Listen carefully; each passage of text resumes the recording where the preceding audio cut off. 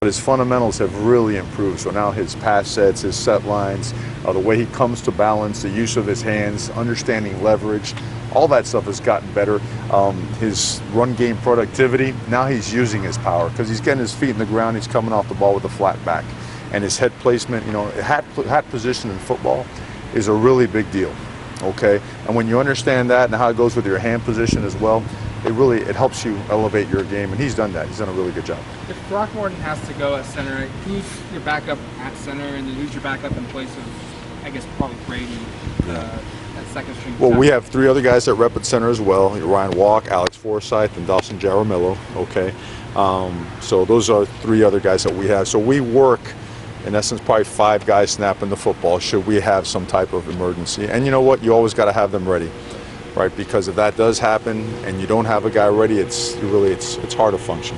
Do you travel more centers this week because of that? Most of them are already on the travel squad. We might add one more, but it seems that right now it works out with the numbers that we have. We're allowed to travel 74 in conference, and we're right now at that fringe 74 to 76. We're trying to figure out from a special teams value as well as a position value, who are those 74 guys.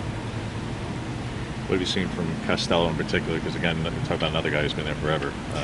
Yeah, pretty familiar with him. Yeah, that guy's he's going to play a long time. He's an excellent football player. Big, strong arm, great pocket awareness, mobility. I mean, he gets out of the pocket. He makes some really big plays. He extends plays. He's really, really accurate, strong arm, makes all the throws. That guy's really hard to stop. And we've seen him firsthand up close, and we've seen what he's done also. With last season as well as what he started off this season doing. So we think he's a great football player. You got to be ready to play at your best. If they have to turn to their freshman tackles, what is the challenge of that for your defensive line to prepare for? Because a lot of tape on older guys, but not very much tape on freshman tackles. There's not a lot of tape, but these are guys that you kind of come across in recruiting. To me, those guys are just as skilled as any tackles in the country. I mean, they have a strong offensive line tradition. We certainly have studied them extremely well. Those guys are really talented football players that would probably be starting at some other programs. So all the respect in the world for them, and you're preparing for them just like you would for, a great player like Walker Little. There's a reason he's there. He's probably the next one, right, to replace Walker. So, but they've got really, really good offensive linemen. How do you kind of watch their last 2 games and get ready for what will probably be a better version of that because they're at home and desperate to win? Well, there's a lot of tape to watch, and you want to watch teams that have schemes similar to ours. And like you said, when teams play at home, especially in conference play, you get to conference play, you might as well just wipe the slate clean as it relates to anything before that. They've got explosive players, they play with power, they're big, they're athletic, they're long, they're very well coached, they play with toughness, they execute at a high level. So they have all the makings of a great football team, and we're ready again we have to be at our best to play well on Saturday. Have Bryson and Austin been back all week as well, as expected? Bryson has been full go from the beginning. Austin has been limited, and he's day-to-day as well. Anytime you go on the road and they get experience being on the road, it is helpful because it's very different. It really is. The setting is new. You stay at a different place. There's traveling involved. I mean, there's 7 hours to 8 hours of process there that you just don't get when you're at home.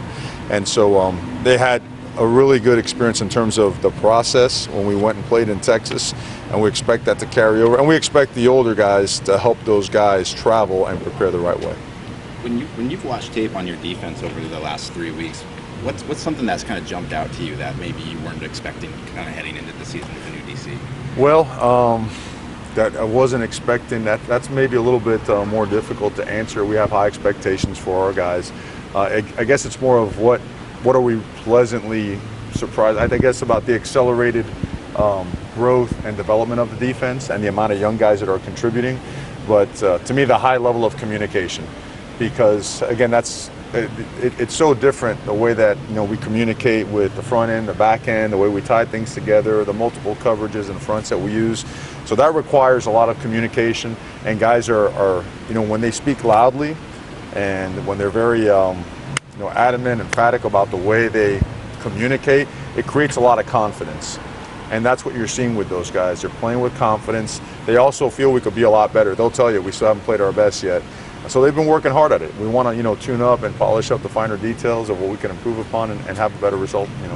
this is a pretty simplistic follow-up, but just that communication that's happening on the field, is it one guy identifying something and relaying that to somebody else, or is it changing plays? Like what? Well, it's 3 levels of communication. Once you get it, of course, from the sideline, the front, we call it the meat in the middle of the sandwich, right? The linebackers in the back, and they got to communicate. And we've seen so many shifts, motions. You've seen unbalanced sets, right? You've seen tackle overs. I mean, you've seen it all. And you've got to get those guys lined up correctly so you're not a gap short, okay? And if you happen to be a gap short, that the ones on the back end are, I guess, intelligent enough or well steeped enough in that particular scheme where they know how to make for it and gap replace for them. Does that make sense? And from a coverage standpoint, I think that's where they've taken a massive step as well, is being able to communicate and be able to trade off some of these crossing routes, some of these mesh routes, and these concepts that we see that really try to challenge your back end coverages. How do you practice